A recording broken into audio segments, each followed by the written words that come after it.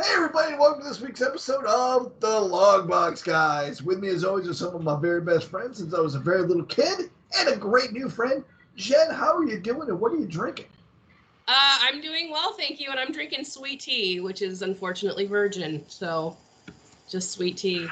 Hey, you know what? Sweet tea is delicious. I miss sweet. I used to live in Memphis, and I do miss sweet tea sometimes. It's really delicious. You know, all you gotta do to make sweet tea is put sugar in real tea, right?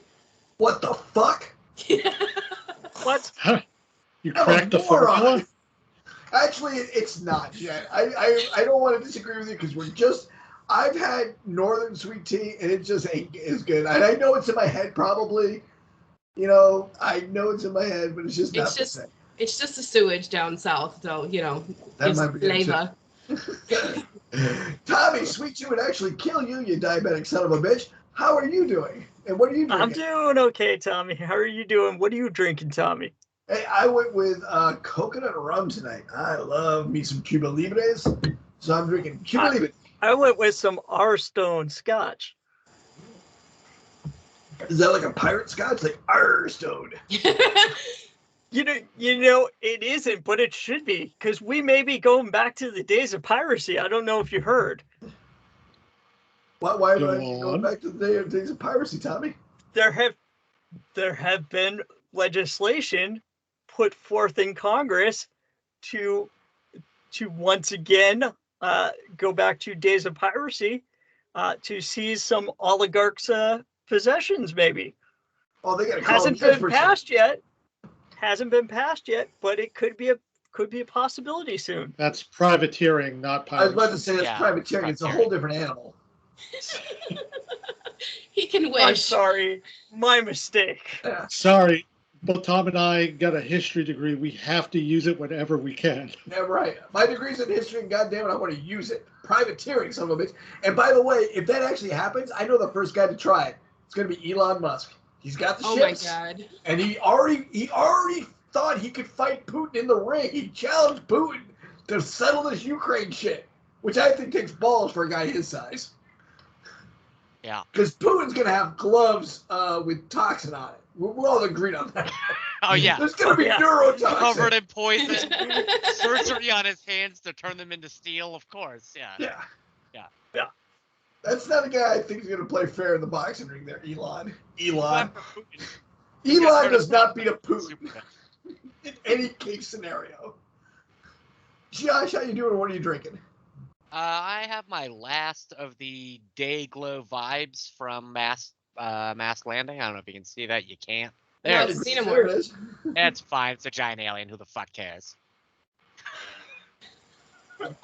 And Mikey, how you doing? What are you drinking there, pal?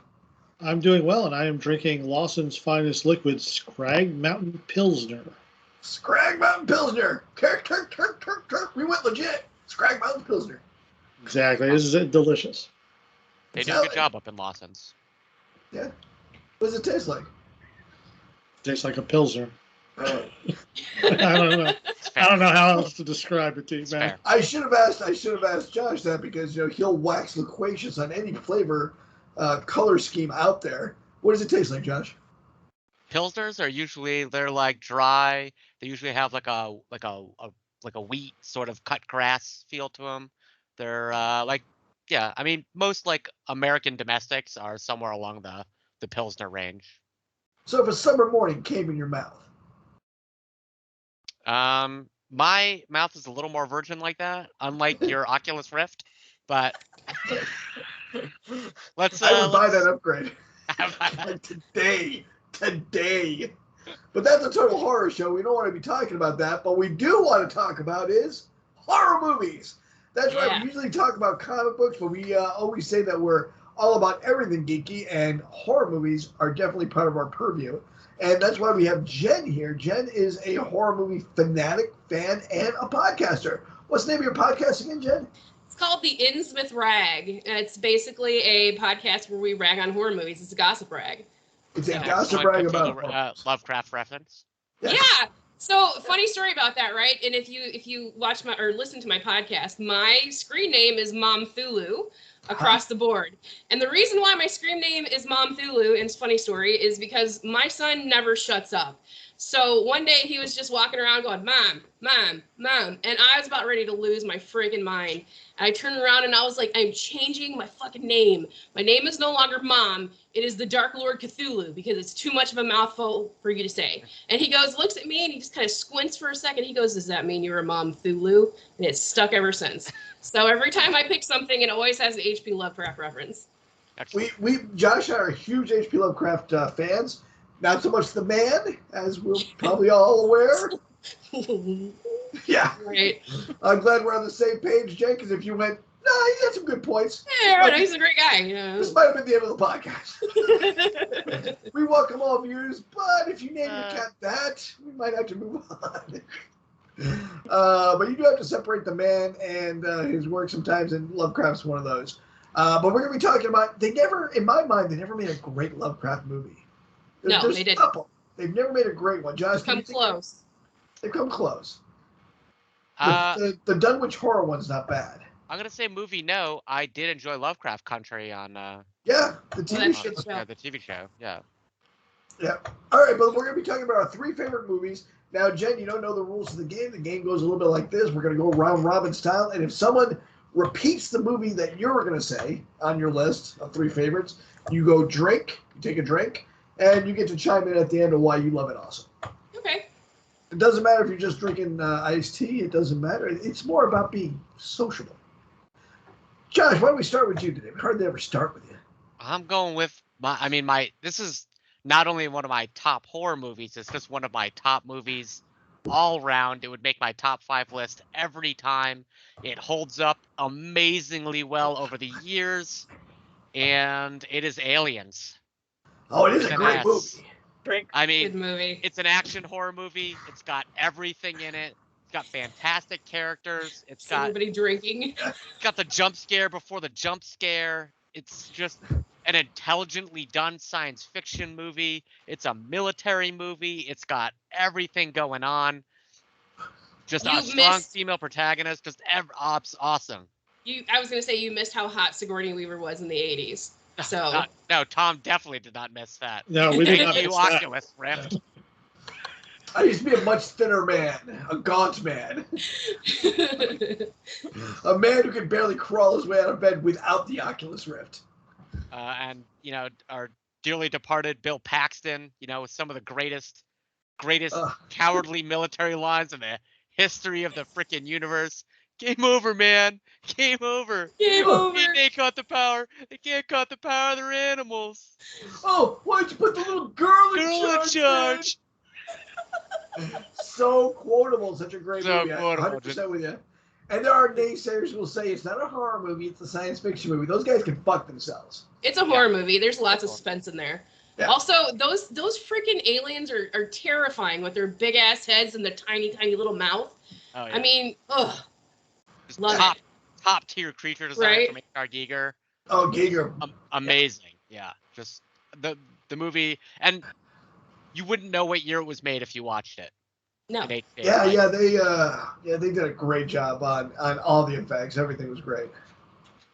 Some of the sequels not nearly as good, but a couple had a couple good moments in them. But man, you're right. That first one was just a classic. Chef's kiss. Second. Yeah. What's the name of the cat? And Tom and I watched that movie so many times that when we lived together in Boston and we didn't have cable, we were able to take the dialogue from that movie and translate it to a nature show on PBS. Oh yeah. Oh yeah.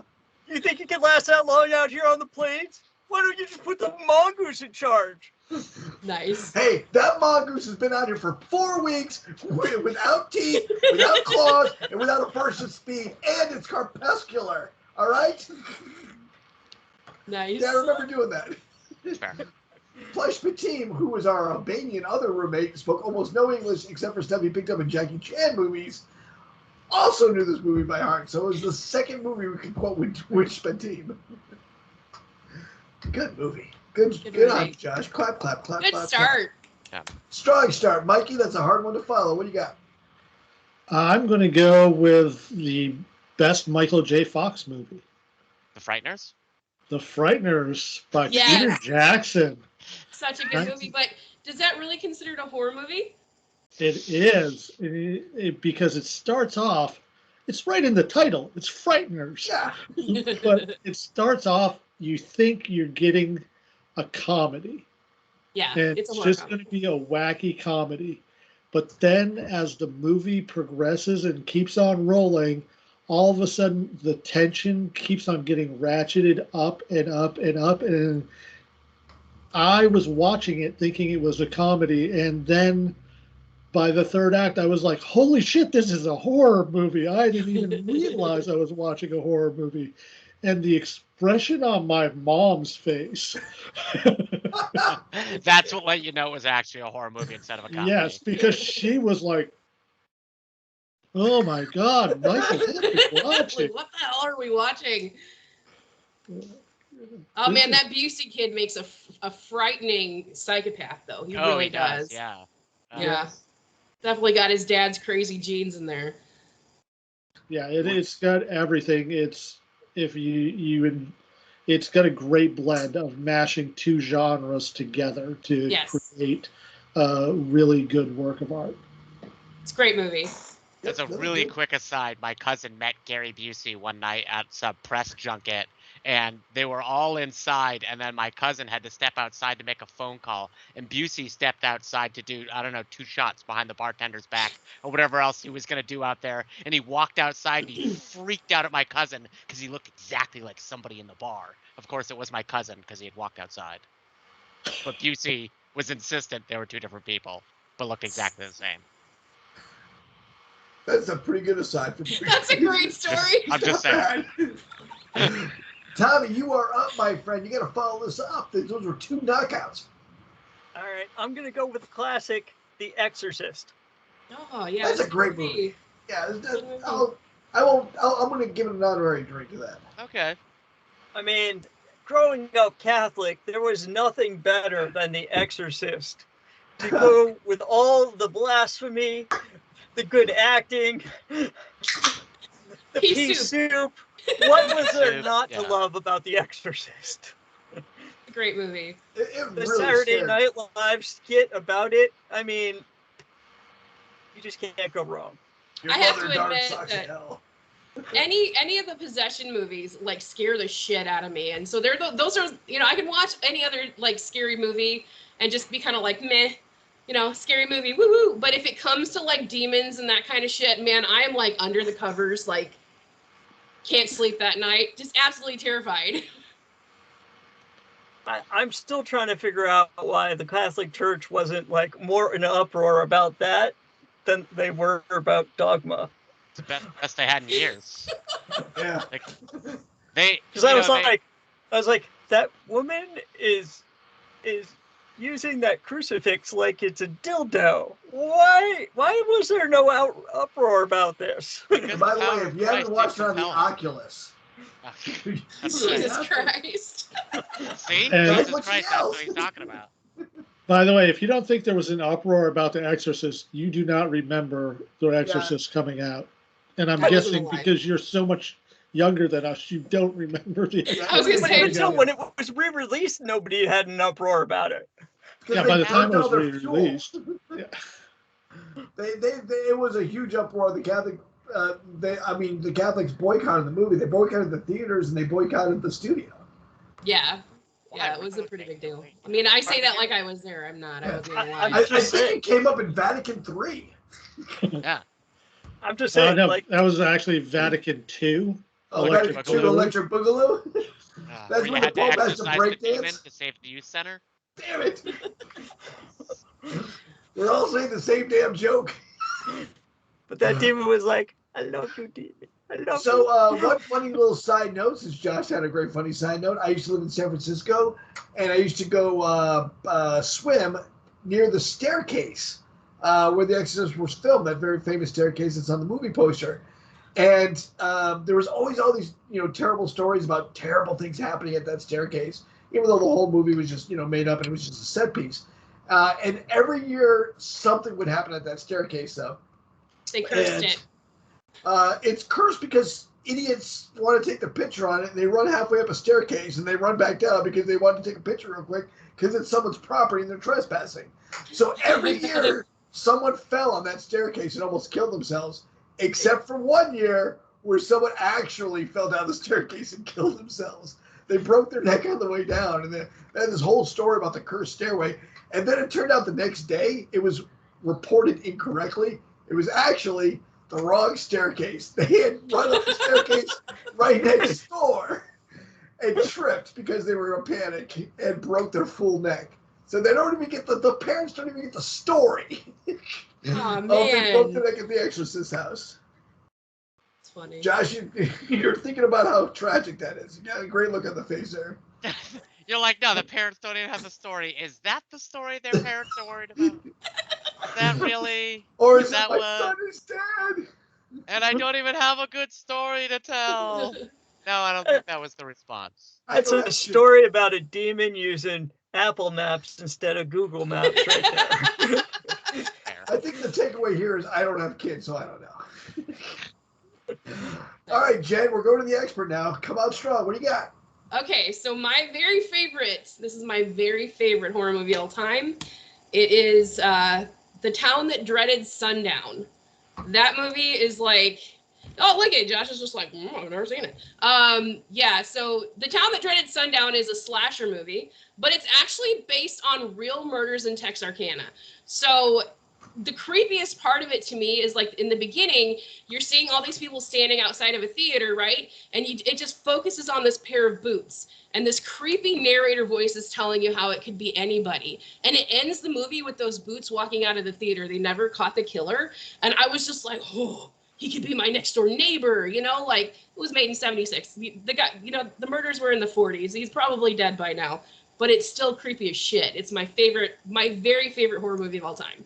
That one does come up on a lot of lists, though, also of best horror movies ever made, because it does have kind of a creepy feel to it. So creepy. Never heard of it.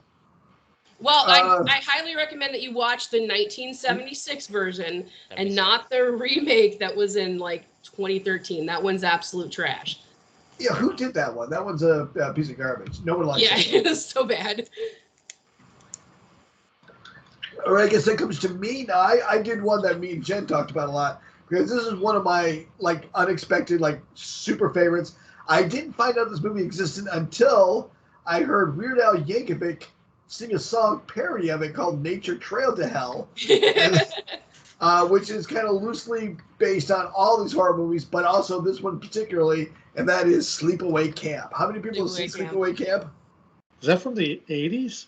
Oh yeah, deep in the 80s. Yeah, it's either 79 or like 80 on the dot. Yeah, it's okay. I think I actually saw it the first time I saw it. I think I might have saw it at your house, Mike. Yeah, I think I saw it on like HBO. Yeah. It's a very typical. There's a killer at the sleepaway camp, and no one can figure out who it is, and all the counselors are suspect. And of course, it's following a lot of the very basic rules. If you're a bitch, or if you're not a virgin, or if you're mean, you're probably the one that gets it next. And it follows a lot of tropes, and then it makes up a new trope out of nowhere, where one of the counselors, do you guys want to spoil it? You guys ready for a spoiler? Give it to us. From this movie from 79. One of the female counselors isn't a female counselor. She was made to be a female counselor because her mother wanted a daughter more than a son. And she'd been living as a woman and decided that the stress of all of that made her insane. And she killed all these people. Yeah, the very last scene is totally terrifying because it's just, what they've done is they've superimposed a woman's face over some hairy man's body. So he's just sitting there like making a face like that with just his wiener out. And it's so good. But it's kind of silly at the end, but it's so good. Yeah. So it was 83. 83. Mm-hmm. And then there was also Sleepaway Camp 2, Unhappy Campers, Sleepaway Camp 3, Teenage Wasteland, Sleepaway Camp 4, The Survivor, and then Return to Sleepaway Camp in 2008. I didn't see a 5 in there. There's a 5th one? Yeah. They're all dumpster fires. All of them except for the first one. 2 wasn't terrible. 2 was meh. Yeah, but it wasn't good. It wasn't the first one was good. Like, it was really good. it had all the feels. And by the third one, they were just going on camp, like, Herc, we're dopey. And that ruins it for me. They were taking themselves dead seriously on that first one, and that's where the what is. All right, Josh, back around to you. Back around to me. Once again, I am going classic. John Carpenter's The Thing. Oh. I mean, if that movie isn't the basis for every werewolf-style whodunit, figure it out, frickin' board game on a planet, I don't know what is. Just there's the ambiguous ending, just the great stop motion with the spider legs coming out of the guy's head. Just that whole remote camp stuck there with something completely unknown, trying to sort everything out, swizzling gasoline because you think it's alcohol when you're actually the alien. You don't know what it's supposed to taste like. I mean, everything about that movie is just, it's got every little thing in it. Carpenter does such a good job of like bringing you into something that's completely isolating and then just giving you all these little clues in the background of just everything that's going on. It's really just masterfully done. It's a great movie. He's a master director. Yeah. Mikey, you look like a supervillain with Tika on your lap there. What do you got next? Next, I'm going to go into the same year as my other movie, 1996. A deconstruction of the slasher fic genre by Wes Craven, the master, talking about Scream. Yeah, classic. The opening scene with Drew Barrymore is just perfect slasher movie, and then as they literally deconstruct the tropes and state the rules of what they are living in, it is just amazing. I loved the Scream series, although I haven't seen the latest one. I guess you need to. Oh, it's good? Need to. Oh God, yeah, as good as the first one, I would say. Oh, then I definitely. They bring back David Arquette and a bunch of they bring back some good guys. Yes. Love me some Dewey. Tommy, I'm going to jump you for a second there because he went with a deconstruction. I'm going to go with my next one, which is also deconstruction, which is Fright Night. Yes. I knew I was going to get a smile on Jenna at least. Oh God, that is like one of my. It's not on my list of favorites, but it's one of my many favorites. But yes, it's an amazing movie. I'm going to drink to it. That's a great. Yeah, that's a fun movie to watch. They talk about the vampire trope. They talk about what it is to be stuck in a vampire movie. What is a vampire? How can a vampire be? How do we kill a vampire? Wait, you're a horror movie guy. You must know how to kill vampires. What are you talking about? I'm an actor. I also did a cereal commercial in '74. It was good. It's real good. It's damn good. It's just such a fun movie, and it's also pretty freaking scary sometimes. Sometimes it is, especially like some of the vampire half transformations there. Excellent costume work. Yeah. So that's why I jumped in. Now we'll go over to you, Tommy. What do you got? I've got the Omen. Oh yeah. Such a theme with you. Yeah. It's true. It's true. Yeah. Catholicism damaged me. Yes, I admit it. Nice. I love you, Damien. I love you too, Mom. Off the stairs. There was a lot of suspense in that one. Not as many jump scares, not as much true terror, but the suspense was really palpable. Like you were always like on the edge of your seat on that one. Yeah, they really ramp up the creep factor on those movies. Yeah, they do. Yeah. And as an aside to your deconstruction things, as a terrible movie, it is not anywhere near the list of my favorites. But There's Nothing Out There is a horror movie where a guy knows he's in a horror movie, and at one point he's cornered by the creature in the movie, and he actually reaches up and grabs the boom mic to swing across the room. and the boom guy's like, ooh. That's almost as bad as what was it? The Lady in the Lake. Anyone know the one I'm talking about with M. Night Shyamalan? M. Night Shyamalan, ding dong. Yeah, it was called Lady in the Water. What was that? The Lady in the Water. Thank you. You said the Lady in the Lake. Yeah, Lady in the Water. You're right. It really preys on that exact trope. Like they all realize, and one of the bad guys, the guy I always think is Malcolm McDowell, but it's not Malcolm McDowell. even says out loud, "All right, I'm cornered by the monster. This is the part where a door slams or a hero saves me, and I've learned my lesson. And I have my redemption arc." And he doesn't. Spoiler. But he's with it enough in the movie to think that that's what's going to happen. So it's pretty funny. Jen, give me a strong number 2. Come on. Okay. You guys have heard this one, I promise. My number 2 favorite scary movie is Waxwork. Sure. Waxwork. And Which that one one? was in. This is the one with Zach Galligan in. God, I can't remember what year it was, but it was in the 80s, 1988. So Yeah. Waxwork, 1988. I loved that movie because of them always jumping into different like scary movies in that museum. Absolutely fantastic. It was. And the what was the name of the female lead? Do you get that in front of you? Yeah. The one who looks so innocent. Let's see. That would be Deborah Foreman. That's right. Deborah Foreman can go from super innocent to insanely slutty in like 2 seconds. Yes. And she does it very well in Waxworks. Yeah, with the Marquis de Sade one. Mm-hmm. Yes. Oh my God. Yeah. That was a pretty insane scene. It was. Yeah. I watched that one a lot. But yeah, Waxwork was fun because it was an anthology one. They were trapped in the Waxworks, and they got to go on all these different things to try to survive them and get out. And then at the end, they became like the ones that did not survive. They became part of the museum monsters. It was like so cool.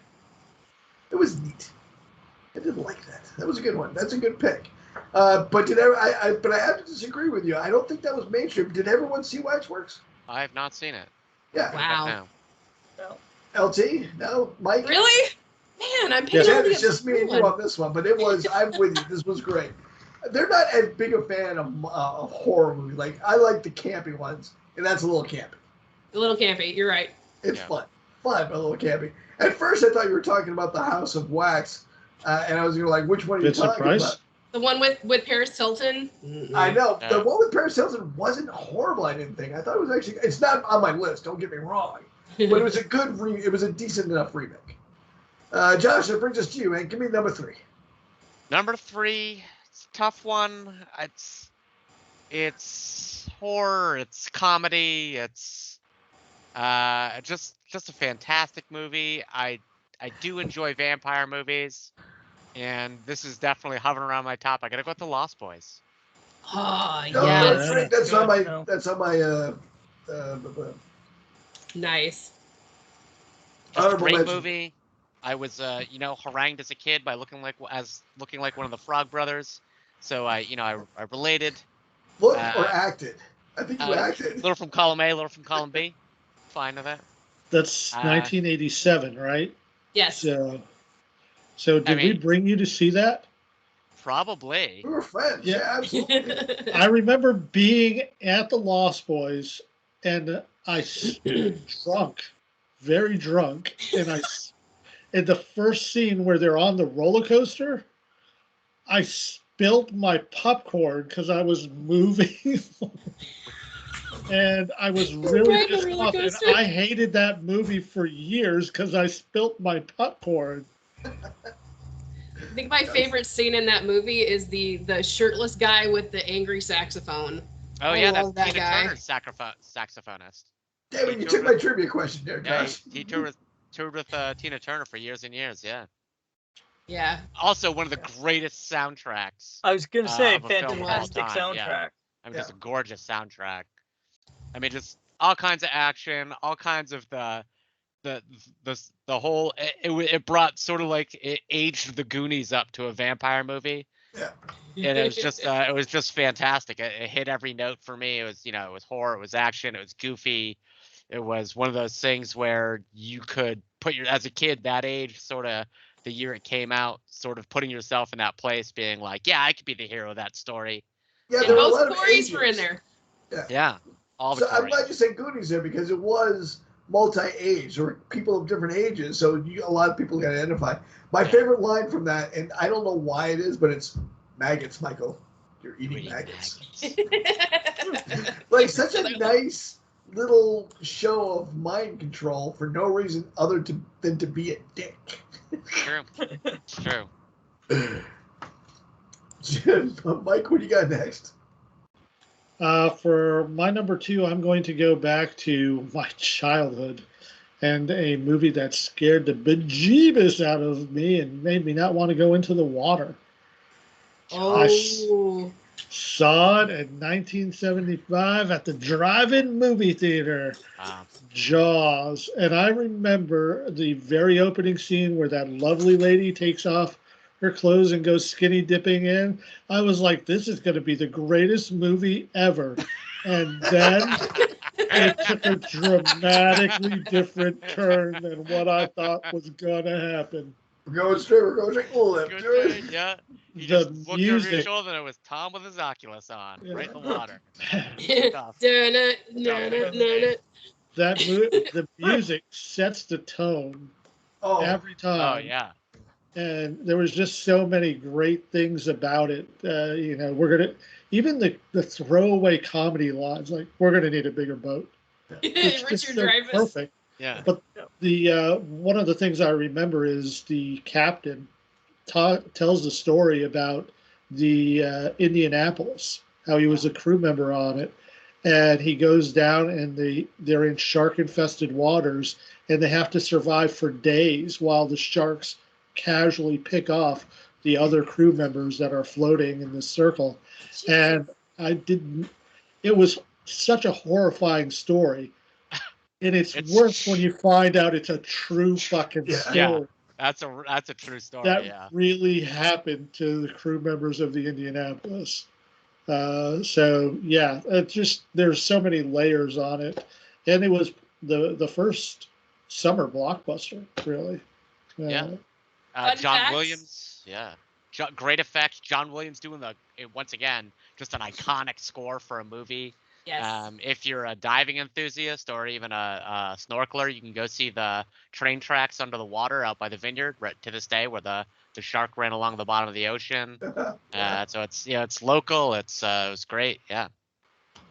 Easy trivia question. I think one everyone knows. What was the name of the shark?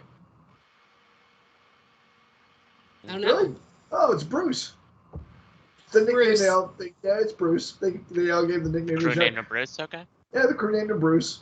As a quick aside, also for me, I went and saw that movie in the movie theater when I was a pretty young kid, and my stepfather came in the room that night and said, "Don't dangle your foot off the bed because the shark will get it." And I'm like, "Oh, I now realize you're just a mean prick who doesn't like fucking people and thinks I'm retarded enough to." Oh, I shouldn't use that word. I apologize. Thinks I'm stupid enough that a shark is gonna bite my leg on dry land in a bed. You're just a mean asshole. But then you never hung your foot off the bed for 6 weeks. So. No, but I dangled the foot off the bed on purpose just to spite that prick. So it was the first time I realized that, my stepfather was a prick. Yeah, and a side aside is actually when that movie was made, seals in New England have been almost hunted to the brink of extinction. And there were almost no great white sharks in the waters near us. And now that they have faithfully protected seals in New England, great white sharks have made a huge comeback along Cape Cod. And they're actually a pretty decent source of revenue and tourism. So, I mean, they haven't killed anybody yet. Yeah, last year we had 4 or 5 sightings, and we also get the shark cam now. They have a drone that follows sharks around when they see them, and you can watch them live. More like 45. No, 4 or 5 that they followed with the. I only follow the drone ones. When the shark is close enough to the shore where they can follow them for like 40 minutes, and you can watch the whole thing, I get into it. It's like it's like if LA has a car chase. There's one of the oceanography websites where they have all the trackers on all the sharks. You can see where they are in real time. You can see all the sharks moving up and down the coast. Yeah. I'll watch that. Sounds fun. Yeah. All right, Tommy, you're next. What do you got, buddy? All right, so I realize that this is not necessarily the quality of the film, but when I saw it, I was a little kid, and so it made an impression on me. Night of the Living Dead. I like that movie. It's old school. I like that movie. It's old school. I watched it as a little kid, and it just frightened the heck out of me. Yeah. rightfully it should. Zombies, any zombies like coming along. I'm fucking terrified of zombies, but any zombies coming along, like, come on, even though it looks like you can outrun them, they could like all gang up on you and then you could just be a zombie snack for many. And it's just like, oh, that's terrifying. Being eaten alive. Yeah, zombies don't scare me. The zombies from 21 Days scare me because they're fast and I don't have the best cardio. Like, man, they're really putting the pedal to the metal on those. Yeah. Yep. I prefer the slow zombies. Yeah. I do like the traditional slow zombie trope more than I like the fast runners. Yeah. Yep. And there have been some great zombie movies out there. There's been so many remakes, and there's a great remake coming out. Day of the Dead is coming out this as a TV show. Is coming out this summer, and that looks like it's going to be pretty good. And a couple other ones coming out that I'm kind of looking forward to. But zombies never scare me too much. I'll only be happy if they have Bub in there for Day of the Dead. Bub the zombie. Bub the zombie. All right, call Aunt Alicia. He's like, it is drooling all over the place. Love that. What do you got for number 3? So this one, you guys definitely will know it. I promise. Candyman. Candyman. Oh, Candyman was great. So I grew up in Chicago, and there was. I accidentally once got lost in Cabrini Green on accident on my way to Six Flags Over Gurnee. My brothers made a wrong turn, and we just ended up on the wrong side of tracks. And that was essentially the year that it came out, and so I was like terrified. I was like, we need to get out of here. The Candyman's gonna get us. Not knowing that the imminent danger of like gun violence was an even bigger thing. I was like, Candyman, you guys, get out of here. But they tore Green down eventually. But yeah, Candyman was terrifying to me. Yeah, and the that initial scene where they're pushing the mirror forward, that all happened. That was all like part of the lore of Cabrini Green. These apartments were made so shitty that all the bathrooms you could pull out your medicine cabinet, push the medicine cabinet out in the apartment next to you, and just go in there at night. That's terrifying. Murder whoever you want, and then get the fuck out of that. That's awful. And some of the images were great. I like the mythology they built around Candyman. They have 2 or 3 different versions of Candyman now, depending on what movie you watch. But I do kind of like him as a haunted hero / villain. I like that one. I like the mythology. I like that world building that they do with Candyman. If you haven't seen the Jordan Peele addition to that, you really should, because aside from having a strong message to it, it is still a quality movie. I've seen that one, and that one's a little bit different. The way they kill it is terrifying. Yeah. I haven't seen it. With all the like honeycomb on his face at the end there, like it's it's very reminiscent of Nicolas Cage in the Wicker Man. Another scary movie, by the way. Yes. Yeah. For my last one, I'm going to go with one that just scared the piss out of me as a kid, and it didn't have to, and that is Trilogy of Terror, which I think only you and I saw, Jen. Oh, no, actually, I haven't seen it. You haven't seen Trilogy of Terror? No, Trilogy of Terror. Wow, that's a new one. I'm going to have to add that one to the list. That is super old. I bet you've seen it. It's got the little voodoo doll. Oh, no. Now I just Googled it. I recognize it now. Of course you do, because everyone's seen Trilogy of Terror who likes horror movies. It's just an anthology of 3, but the little voodoo doll really scared the wax out of me. Yeah. I can't remember what the other 2 were, but that one was really scary to me. I like any of those horror compilations, like Tales from the Hood was a really good one, Trilogy of Terror, and then we had Tales from the Dark Side. All of those are like quality movies. Yeah, I do like the stitching it together. And we were going to talk a little bit about horror comics, and one of the things in the horror comics, like Tales from the Crypt or Vault of Shadows or House of Mystery, is they all had something that tied them together, something very loose, and it allowed you to just explore. Did you read any of those as a kid, or did you like those? No, I didn't read any of those as a kid, but I used to have like very old copies of the Creepshow comics. So terrific stuff, yeah. Yeah. Which I was obsessed with the Creepshow movies as a child. So I mean, I didn't read any of these, but Creepshow was my jam. The Creepshow one where the giant pool of slime in the lake. The seaweed monster thing, that scared the hell out of me, because that was one. That just goes. That's the other like personified in my mind. Like something that moves like that, does like that. So I mean, that's what horror movies are. It's the other. That's the fear of in a lot of movies. Blood Beach was a weird one, for the same reason. Like, why are we afraid that the sand is alive? But it was still pretty scary. They come up with some weird ones nowadays. I mean, you wouldn't believe how many people love Sharknado, but it's such a terrible movie. It's so bad. The reason I like Sharknado is I like Sharknado was because of all the guest stars they put in. It's like the Love Boat of a scary movie. Right? It's a terrible plot. Yeah. Ariel sharks. There's some sharks over there, but isn't that Larry Hagman?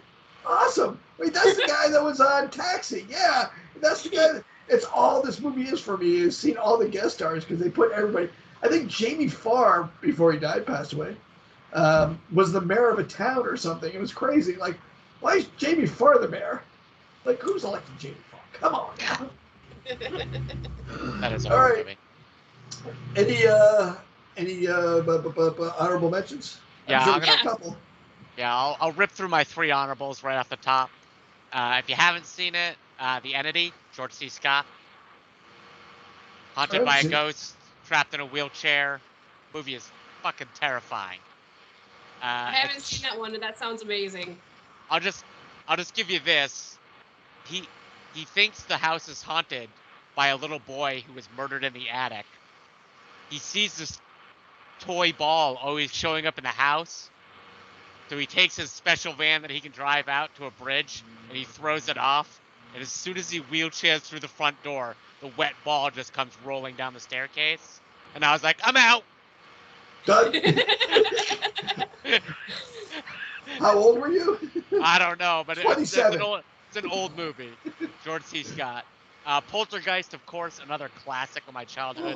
Poltergeist is terrifying. Yeah, terrifying. The clown under the bed? Yeah, and just the TV, just go to the light. Just everything about that movie is horrific. And Jacob's Ladder. I love Jacob's Ladder. All good movies. The original. They didn't do a remake that sucked. Did they? No. It's not even worth looking up, Josh. I won't. Don't even. No. It's enough to make me give you the cringe face at least. It's really bad. Yeah, should not have made that. Yeah. I have some honorable mentions that people may have not even heard of. So there was this one movie back in the, I believe it was the early 80s, late 70s, 1980 on the dot. It's called The Changeling. Sure. And they made a couple of remakes of that too. Yes, but the original is absolutely awesome. One of my favorites. George C. Scott's in that one. So right off the bat, stellar cast. But it scared me because of like the bathroom scene with the little boy and finding out that man like killed the sick child and adopted another one. No, that's the movie. No, I got the title wrong. Same movie. Is it really? That was the Changeling? Yeah, that's the Changeling, yeah. Oh, yeah. Nice. Yeah. I don't remember the wet ball of the Changeling. Oh, yeah. That was the scene where I was like, I'm out. Yeah, peace out. Yeah, it's scary. It's scary. Yeah. I'm with you there. The second one would be it's kind of an indie movie, and you probably have not heard of it, but it's called Automaton Transfusion. It is a zombie movie in 2006.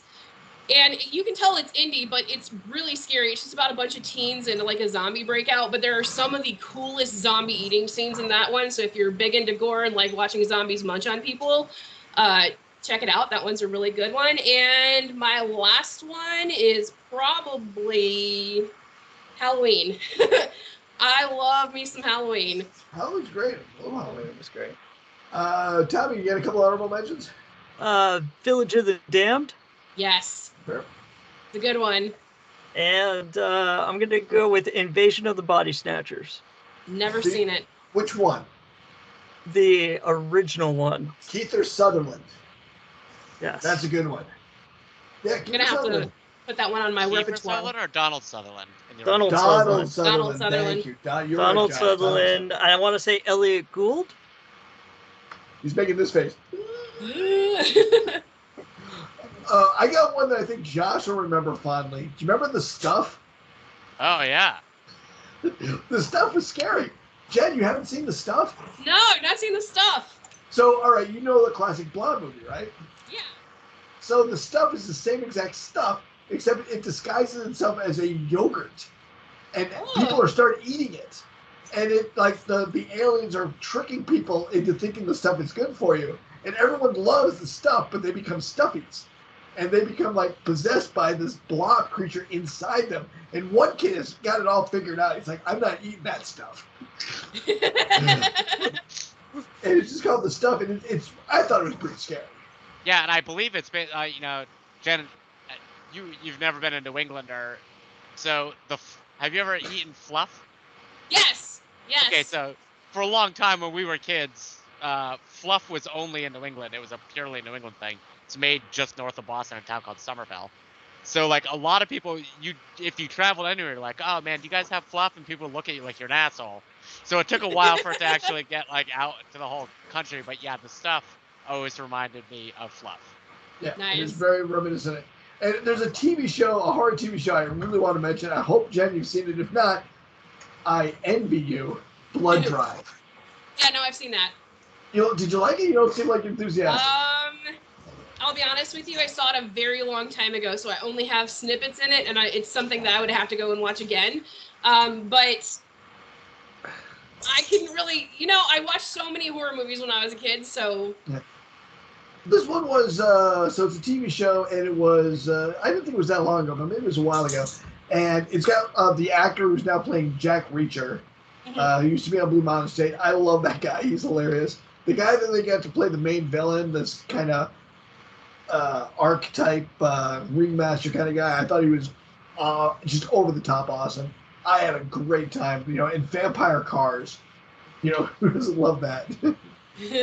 So I had a good time watching. I enjoyed that one. I like Blood Drive a lot. And I was generally frightened by the first Child's Play. Yes. Yeah, the first Child's Play scared me. Fun fact, we were watching Urban Legends the other day. Urban Legend, the original Urban Legend movie. In the very first scene is a girl. They're doing the remake of there's somebody in the backseat. If you hear growling, sorry, the puppies are playing. So the guy in the backseat, the urban legend about that, the gas room or the gas station attendant in that scene is the guy who plays Chucky. So like in the original movie. Yeah. So I was like, oh, you know that guy. He used to be, like my husband's sitting there going, oh yeah. Well, that was a great story, but a bit of a tangent, and tangents are what Josh is good at. Josh is about to give us a tangent that we're going to go off on. Josh, got a tangent for us? You were talking about Blood Drive, and so I of course went to alternative fuels, and so like plasma, like human blood. What is it? Where do you think the threshold is? The tipping point for electric cars right now? 120. 120 what? $120 a barrel, because at that price, shale oil in Canada becomes viable. Once that becomes viable, the price of oil will plateau at 120. 120 is more than most people want to spend, and I think that'll push not Elon Musk, it'll push Bezos to electrify all his vans quicker and to start setting up the infrastructure for all the gas stations to have electric charging stations. So in my mind, it's $120 a gallon. Because of the price of shale. $120 a barrel. $120 A barrel. That's why $120 not a gallon. You're right. $120 a barrel. Also, though, it's been pointed out to me by other friends, as a historian, that's what I think it is. But friends who are economists are like, Tom, you're insane. It's way more than 120 a barrel. If you do the passed on money, if you buy gas in Europe. And he's right, of course. You buy by the quart over there, it's super expensive. So I might be wrong, but I think that huge deposit in Canada becoming viable is what pushes us. I think we're already headed that way. I think what becomes I think what's going to push us is going to be whether or not the new battery technologies moving away from some of the heavy metals becomes viable in a larger scale. If that becomes viable, I think we're going to head there a lot quicker. And Jen just said his degree is in environmental science, so that's what his pick is. So right now there's a couple of new battery technologies that involve Kevlar mesh with some materials that aren't quite as dependent on lithium. And with that, I think we could get a lot quicker to electric batteries for the vehicles in terms of production, in terms of cost reduction. And I think that would push us there a lot quicker than Tom's $120 a barrel if we could get battery costs down. I'll take that hit, you bastard. Jen, what do you think? I mean, because right now, one of the limiting factors is the fact that we can't mine enough of the battery components quick enough. I don't think that's the biggest factor. In I think the biggest addition factor to right now the is the infrastructure. fact that the charging stations and the infrastructure. Yeah, it's infrastructure and components for the batteries. I think are it's the more two like there's no pinch place to points. charge it. Well, I'm gonna take the roller coaster down the other hill from the consumer side.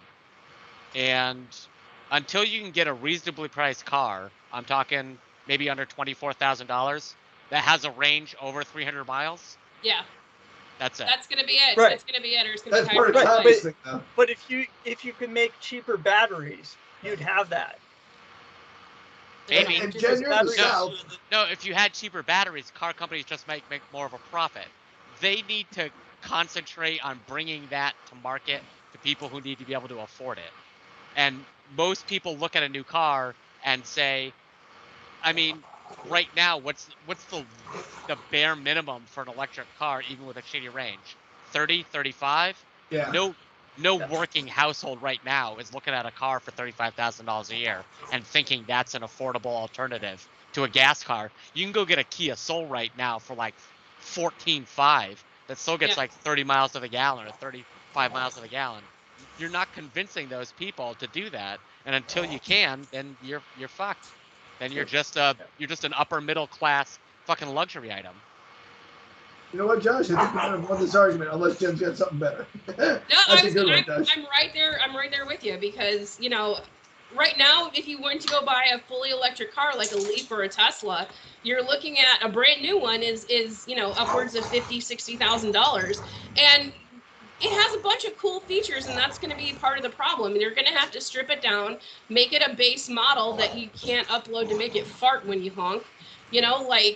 You're really Whoa. Oh, I I want the gotta take away fart the when I farts. honk. Okay, Yeah. I mean, I think that's like pennies on the dollar option, and I'm taking it. You are Let's making not- the let's- wrong option to farts. deprecate, but okay. No, Let's continue not toss the going. baby out with the bathwater here.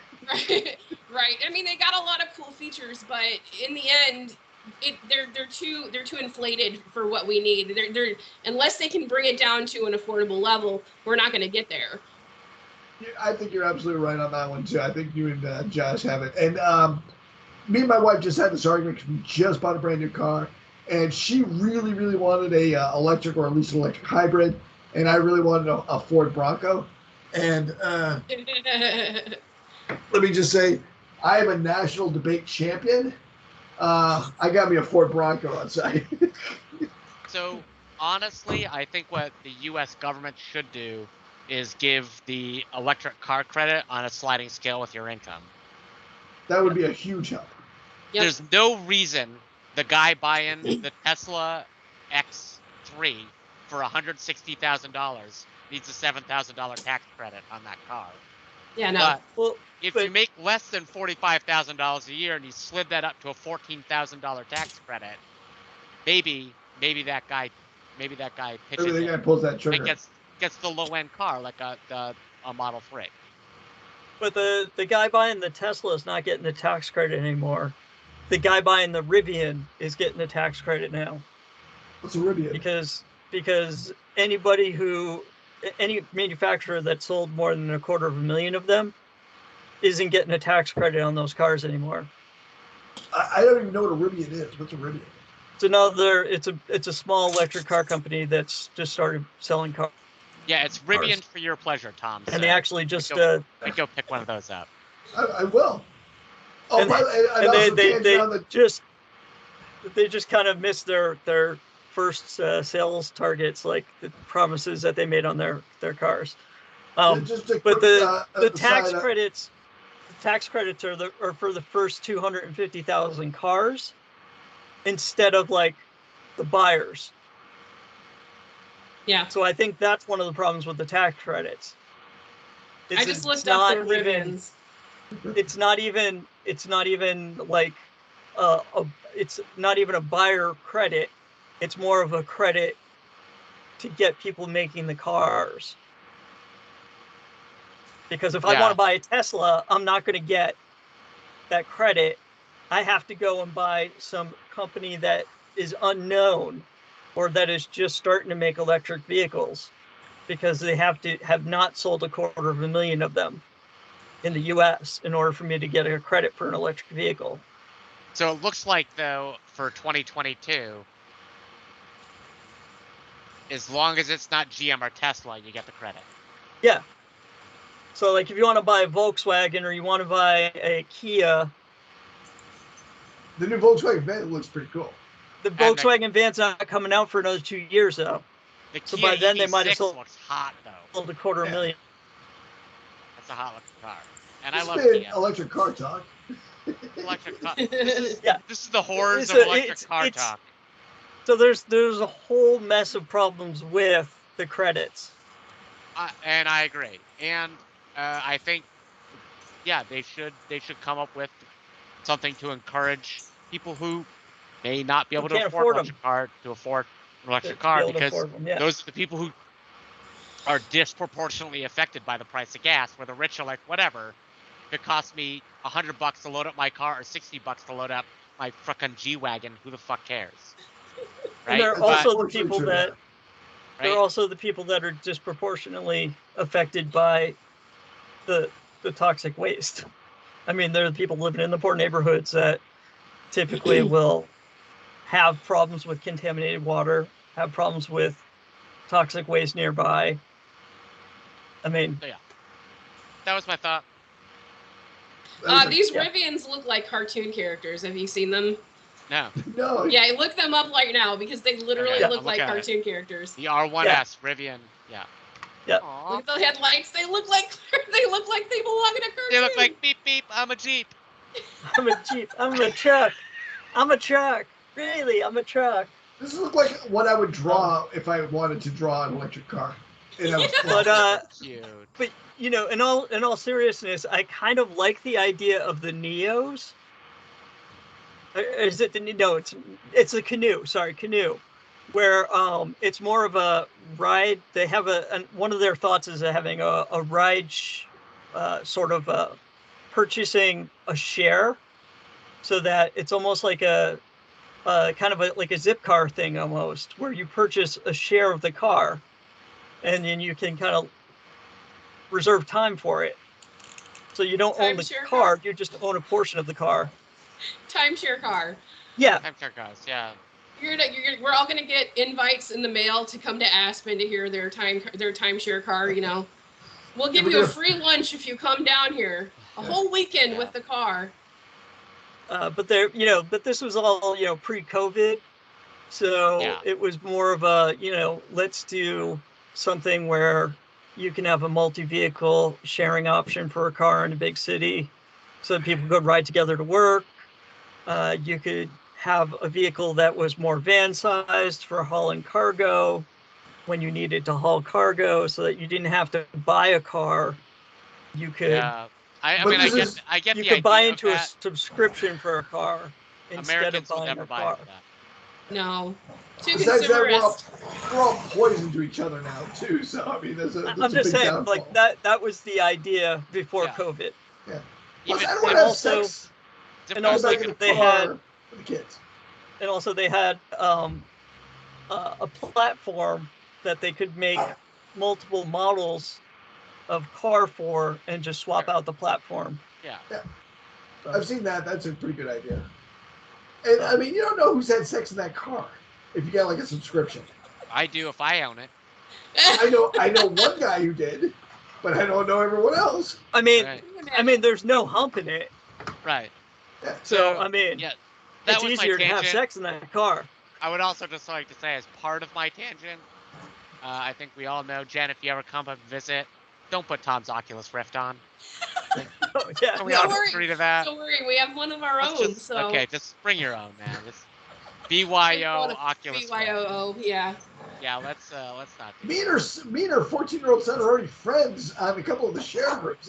It's fine. It's over the line.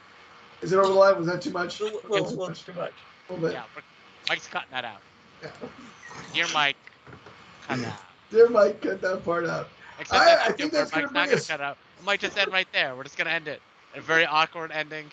Right now, just done. Right now, just done. Let's go to plugs. Let's go to plugs. Anyone got anything to plug coming up? Jen, you have a terrific podcast. You can plug that again. Yeah, so you can search for my podcast. I release new episodes every Monday. This last Monday we did House 3, and next Monday we'll do House 4. So search it anywhere you get your podcasts at, because it's on every platform that I know of, unless I missed one. But that is the Innsmouth Rag. I also co-host another one every Sunday. It's called The Jester's Court. We talk about toxic fandoms and trying to break that down. And that one is hosted by my husband. His name's Mike. So, yeah, catch us there Mondays. Yeah, and I've met Mike. He was. Did I meet Mike? Yeah, Yeah, he's our sound guy. He was our AV Mike was guy. that guy. The Big big fat guy. with the bald head and the little tiny head. Yeah, that's him. I wouldn't have guessed him as a guy who Calling out the likes- tiny head. Yeah, he Wow. does. He also, like, his head is not proportionate to his body. We make fun of him all the time. Either his head or his arms. His arms are really hang towards his knees. So, What's the name of the puppet from Puppet Masters with the small head? oh God, I know what you're talking about, but I don't remember his name. Yeah. So one of them's a Nazi with drill hands. I think his name Yeah, is Drill Hands. And the other guy's a big, strong guy with a little... You've seen Puppet Master, John, right? Yeah, the lady that barfs leeches. Yes. The lady that barfs leeches. Terrible Yeah. name for a movie, but still. Anything else to plug? Josh, what's the name of your comic book shop? Great Stories, Comics and Gaming's right here in Whitensville, Massachusetts. Come check them out. They don't have a sign yet because I don't know why, but they definitely don't have a sign yet. And on the side story of Long Arms, the very first time I got measured for a tuxedo, the lady measured my inseam and then measured my arm length and laughed, and I was like, "What's so funny?" And she's like, "No, it's fine." I'm like, "No, you can tell me." And she's like, "Normally people's arm lengths are shorter than their inseam," and I'm like, "What?" She's like, "Are you calling me a knuckle dragger?" She's like, "A A little bit. Well, So now when I play basketball, since I'm a short white guy, I tell people, I may be 5'7", but I got long arms, so I play like I'm 5'8". Nice. 5'7.5". Tommy, who do you want to plug there, buddy? I'd like to plug geekorthodox.com. Hello, Tammy. geekorthodox.com for very fine stained glass prints, Johnny Skywalker rocks glasses, and they also have that other website, ianlino.com, where they sell t-shirts and stuff. Oh boy. Yeah, terrific stuff. You probably met the Linos. They always have their booth at Pensacon. How many years have you been going to Pensacon, Jen? So I went. This was my first year back since 2018. But my husband volunteers every year. This was my first year actually volunteering for it, so I was actually working it. I did not leave the Bowden building, so I was there the entire time, so I didn't see any other panels. I gotta tell you, I feel like we didn't leave the Bowden building either. I felt like I was there the entire time. Yeah, We it was did- pretty close. Yeah, we did almost most of our stuff there. And Yeah. the panel I moderated was there too, so. It's very true. But you know what? That's where they do all the community panels, and I had a blast with the community panels, so, hopefully they stick me in Bowden next year too, because I enjoyed it. So. We got a little bit of stroke with Steve Wise. We'll try to make it happen for you. And I just want to plug our Patreon page. You can go to Patreon, the Longbox Guys, and for just $1 a month, the price of half a cup of coffee, you can become our Patreon, and all the money that we raise goes right to the Elizabeth Peabody House. It's a food bank. It is serving about 80 families a week. They do great work over there. And we also serve dog food. I always try to keep some dog food. Clash of the Titans in the background. I love that. Oh yeah. I'd like to say no dogs were harmed during the filming of this episode, but I can't say that for sure. Look at him. They're just keep going. I love that he has the high ground and the other guy gave up. He's like, I have the high ground. You can't win. That's not how high ground works. If you want to track great white sharks around Massachusetts, you can go to AtlanticWhiteShark.org. I'm going to do it. I'm terrified of sharks, but I'm still going to do it. All right, that'll do it for us this week. Thanks again. And Tommy, any last words? If you haven't gotten your shot, get your shot. And, do it. Maybe be nice to dogs because they can be vicious. They're not nice to each other, so. They're adorably vicious. And Josh, GreatWhiteSharks.org, is that your sector? AtlanticWhiteShark.org, yeah, anywhere where white sharks are found in New England waters, I will be swimming beside them, waiting for them to kill people I do not enjoy meeting. And Jen, any last words of wisdom for us? No. That's it. I'm done. Peace out. Sure. Bye. Hey, don't forget what I always say. Don't just what you hate. Just promote what you love. You're going to live longer. Thanks for the long box, people.